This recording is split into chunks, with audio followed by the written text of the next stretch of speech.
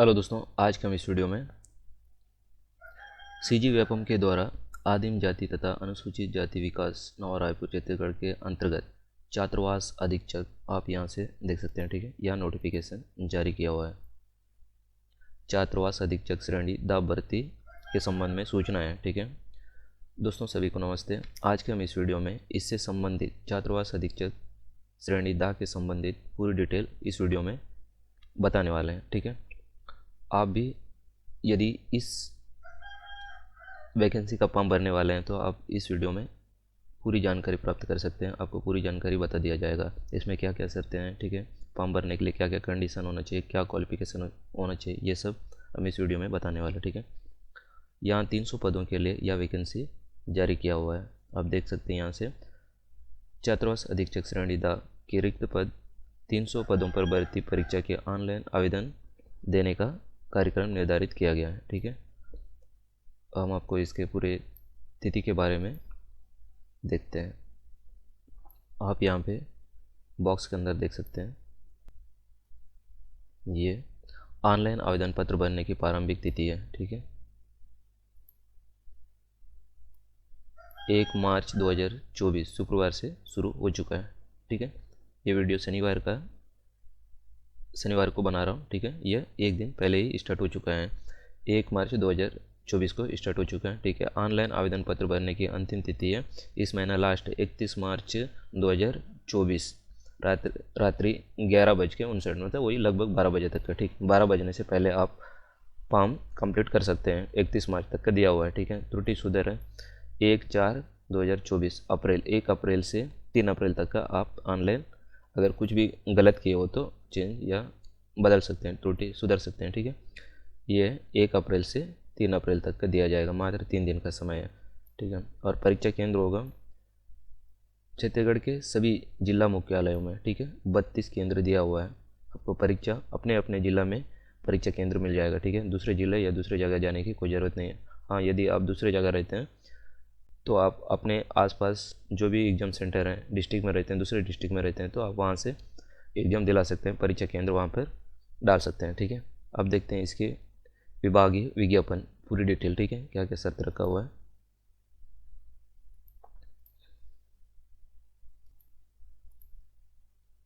दोस्तों, आप यहाँ से देख सकते हैं, इस टेबल में पूरा पद बटा हुआ है। ठीक है, कौन से मतलब कैटेगरी के लिए कितना पद जारी हुआ है, ये सब इस बॉक्स में दिया हुआ है। ठीक है, हम एक एक करके डिटेल से देखते हैं।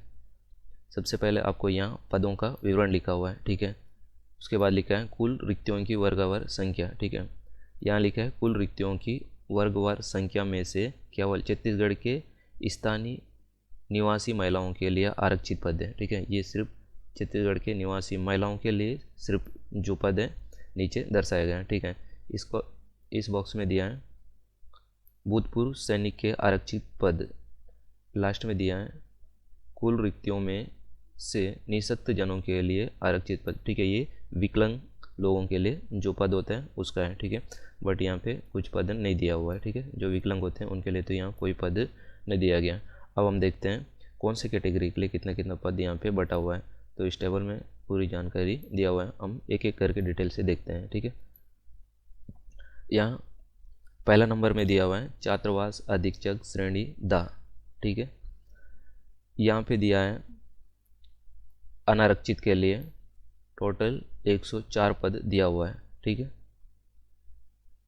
ये उसके बाद अनुसूचित जनजाति के लिए, ठीक है, एससी के लिए दिया हुआ है 33 पोस्ट। ठीक है, अनुसूचित जनजाति एसटी के लिए दिया हुआ है 87 पोस्ट है। ठीक है, 87 है। अन्य पिछड़ा वर्ग ओबीसी के लिए 37 दिया हुआ है।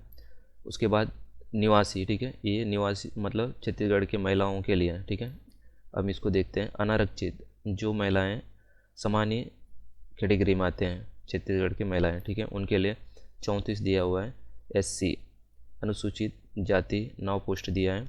अनुसूचित जनजाति के लिए 34 पोस्ट दिया हुआ है। ठीक है, ये छत्तीसगढ़ के निवासी महिलाओं के लिए उनके लिए अलग से आरक्षित पद दिया हुआ है। ठीक है, ये अनुसूचित जो एसटी कैटेगरी के महिलाएं हैं उनके लिए 34 दिया है और ओबीसी महिलाओं के लिए है 11 दिया हुआ है। ठीक है, ये उसके बाद आता है भूतपूर्व सैनिक। भूतपूर्व सैनिक के लिए महिलाओं के लिए, अनारक्षित महिलाओं के लिए 11 दिया है, SC अनुसूचित महिलाओं के लिए 3 दिया है, अनुसूचित जनजाति महिलाओं के लिए 8 दिया है, अन्य पिछड़ा वर्ग, ठीक है, अन्य पिछड़ा वर्ग के लिए 3 दिया हुआ है। इस प्रकार से आप यहाँ पे दे सकते हैं, ठीक है। छात्रावास अधीक्षक श्रेणी दा के लिए इस प्रकार से यहाँ बटा हुआ है। इस टेबल में आप डिटेल से देख सकते हैं, ठीक है, यदि और कोई डाउट है तो, ठीक है। ये है टोटल पद के लिए यहाँ दिया है, ये महिलाओं के लिए दिया है और ये भूतपूर्व सैनिकों के लिए दिया, और यहाँ पे कैटेगरी बटा हुआ है, ठीक है। सामान्य, SC ST OBC, ठीक है, अनारक्षित है, अनुसूचित जाति है, अनुसूचित जनजाति, अन्य पिछड़ा वर्ग। उसी प्रकार यहाँ भूतपूर्व सैनिक के लिए भी दिया हुआ है, ठीक है। उसके बाद नीचे दूसरे नंबर में दिया है छात्रावास अधीक्षक श्रेणी दा का बैकलॉग है, ठीक है। बैकलॉग वाला पोस्ट के लिए दिया है यहाँ पे कुल रिक्तियों की वर्गवार संख्या में से आपको 29 पोस्ट दिया हुआ है, ठीक है, बाकी और कुछ नहीं दिया हुआ है। इस प्रकार से ये सब मिला के यहाँ पे टोटल 300 पदों के लिए ये वैकेंसी या भर्ती निकाली गई है, ठीक है। इसमें बताया जा रहा है कि ये पद छत्तीसगढ़ मतलब शासन के हिसाब से बढ़ाया या घटाया जा सकता है, ठीक है। और लास्ट में देखते हैं कि इसमें क्वालिफिकेशन क्या मांग रहा है, ठीक है। बहुत अच्छा, मतलब इस वैकेंसी में आप यदि 12वीं पास किए हैं तब भी फॉर्म भर सकते हैं, ठीक है। तो यहाँ दिया हुआ है, इसका वेतन है 2500 रुपया से 20,200 रुपया तक, फिर प्लस ग्रेड वेतन 2,400 रुपया। इस प्रकार से ये इसका वेतन बनेगा, ठीक है। इसका वेतन लेवल 6 है। शैक्षणिक अर्हता है, ठीक है, आपका क्वालिफिकेशन क्या होना चाहिए यहाँ पे दिया हुआ है, ठीक है। हाई सेकेंडरी, ठीक है, +2 की पद्धति में हाई सेकेंडरी उत्तीर्ण कंप्यूटर प्रशिक्षित अभ्यर्थी को अधिमानी दिया जाएगा, ठीक है। यहाँ पे कंप्यूटर जो प्रशिक्षित हैं उनको ज़्यादा मतलब प्राथमिकता दिया जाएगा, क्योंकि इसमें कंप्यूटर का भी बहुत ज़्यादा मतलब प्रश्न पूछे जाने वाले हैं, ठीक है। 30 नंबर का प्रश्न कंप्यूटर से पूछा जाएगा, इसलिए यहाँ पे कंप्यूटर वालों को पहला प्राथमिकता दिया जा रहा है। बाकी सब भर सकते हैं 12वीं जो भी उत्तीर्ण हुए हैं, ठीक है। तो हम इसका अभी नेक्स्ट देखते हैं कि इसमें क्या क्या कंडीशन रखा हुआ है इस फॉर्म भरने के लिए और क्या क्या क्वालिफिकेशन होना चाहिए, ठीक है। हम इस पेज में देखेंगे, ठीक है। यहाँ पे आपको पूरा एक साथ देखने को मिल जाएगा, आप यहाँ से देख सकते हैं, ठीक है। ऑनलाइन आवेदन पत्र भरने की आरंभिक तिथि 1 मार्च 2024 का है, ठीक है। ऑनलाइन आवेदन पत्र भरने की अंतिम तिथि है 31 मार्च 2024 रात के 11:59 तक आप भर सकते हैं, ठीक है। 11:59 तक भर सकते हैं। त्रुटि सुधार, ठीक है, 1 अप्रैल से 3 अप्रैल 2024 तक भर सकते हैं। परीक्षा केंद्र है यहाँ 32 जिला मुख्यालयों में आपका परीक्षा होगा, ठीक है। इस प्रकार से दिया हुआ है, ठीक है। यहाँ पे त्रुटि सुधार आप जब फॉर्म स्टार्ट होगा या फॉर्म भरते समय भी आपको किसी प्रकार का अगर मिस्टेक होता है तो आप सुधार सकते हैं। अलग से भी जब 1 अप्रैल के बाद भी सुधार सकते हैं, ठीक है। जब 1 अप्रैल आ जाएगा तो 1 अप्रैल से 3 अप्रैल तक के भी आप सुधार सकते हैं। परीक्षा के दौरान भी आप अगर किसी प्रकार का मिस्टेक हुआ तो आप चेंज करना, सुधारना, जो भी करना है कर सकते हैं, ठीक है। आगे नेक्स्ट बढ़ते हैं। यहाँ पे हम बहुत जो इम्पोर्टेंट बिंदु है उसी को देखेंगे, ठीक है।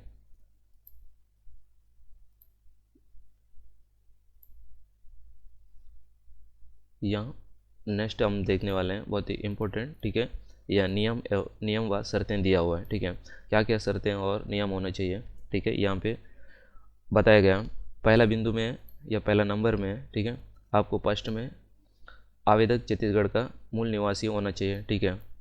नेक्स्ट आगे दिया हुआ है, बाकी ये दूसरा और तीसरा उतना वो नॉर्मल जानकारी है, ठीक है, जो उसके बारे में बताया गया है। जो हमको क्या क्या मतलब क्वालिफिकेशन होना चाहिए, हमारे लिए क्या क्या मतलब कंडीशन रखा हुआ है, वो जो इम्पोर्टेंट बिंदु ही मैं इसमें बताने वाला हूँ, ठीक है। उसके बाद हम चौथा बिंदु में देखेंगे कि यहाँ पे दिया है कंप्यूटर प्रशिक्षित, ठीक है। चौथा बिंदु में लिखा हुआ है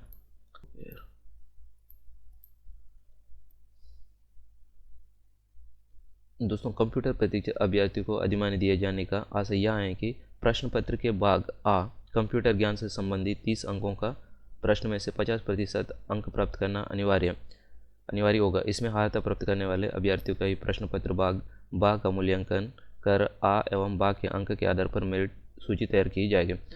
यहाँ पे ये बता रहा है कि आपको प्रश्न पत्र आ में 30 नंबर के कंप्यूटर प्रश्न के पूछे जाएंगे, उसमें से 15 नंबर लाना अनिवार्य है, तभी आपका भाग बा जचेगा। ठीक है, भाग ए में कंप्यूटर से संबंधित प्रश्न पूछे जाएंगे और प्रश्न बा में दूसरा नॉर्मल अदर प्रश्न पूछे जाएंगे। ठीक है, जो बाकी सिलेबस में दिया हुआ है।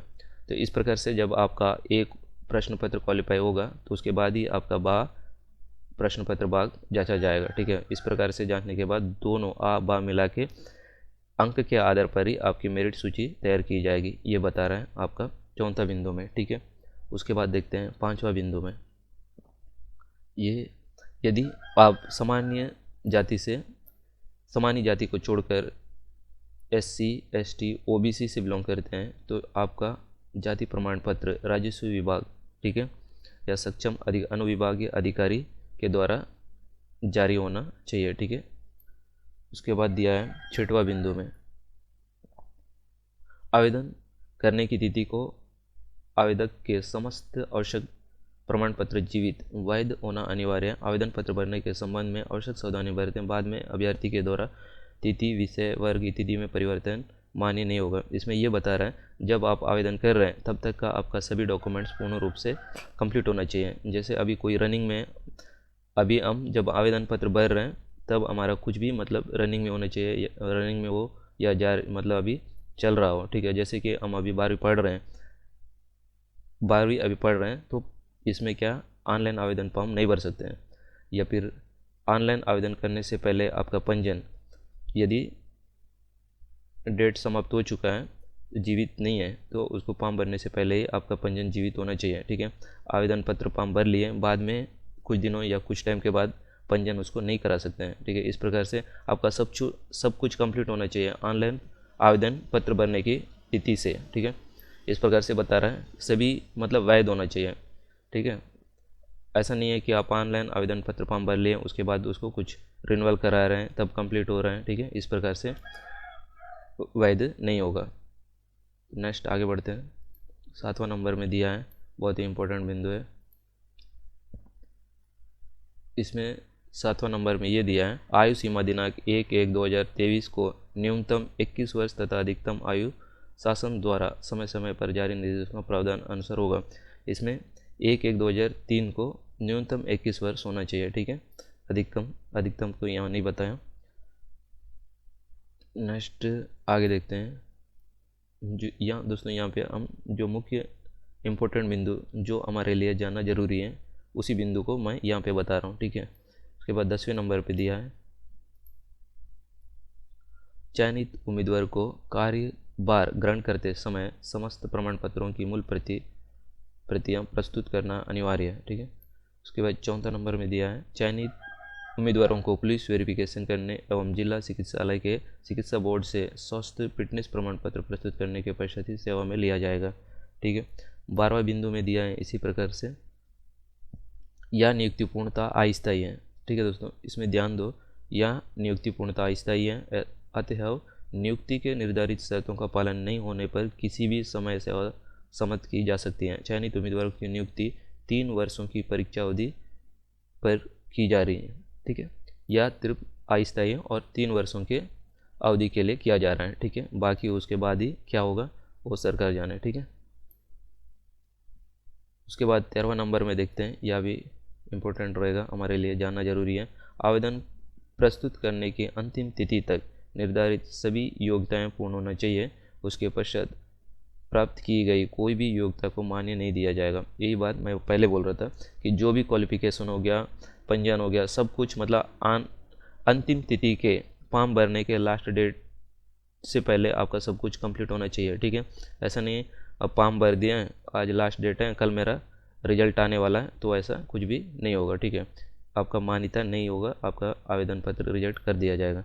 इस प्रकार से आपका सब कुछ यहाँ पे दिया है। इतना ही है दोस्तों आपका मुख्य बिंदु। ठीक है, इन सब बिंदुओं को ध्यान दें, उसके बाद ही आप अपना यहाँ पे फॉर्म भरना चाहे तो फॉर्म भर सकते हैं। ठीक है, आपका प्रवेश पत्र के बारे में यहाँ कुछ भी नहीं बताया गया कि कब पेपर मतलब संचालन किया जाएगा, ये तो अभी कुछ भी परीक्षा के संबंध में कुछ भी नहीं बताया है कि आपका पेपर कब होने वाला है। ठीक है, ये सिर्फ इसमें ये बताया कि परीक्षा के 7 दिन पहले आपका एडमिट कार्ड इसी वेबसाइट में डाल दिया जाएगा।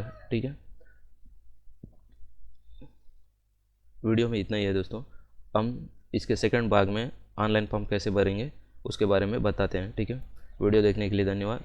वीडियो अगर अच्छा लगे तो लाइक करें, और ऐसी वीडियो पाना चाहते हैं तो चैनल को सब्सक्राइब जरूर करें। वीडियो देखने के लिए थैंक यू दोस्तों।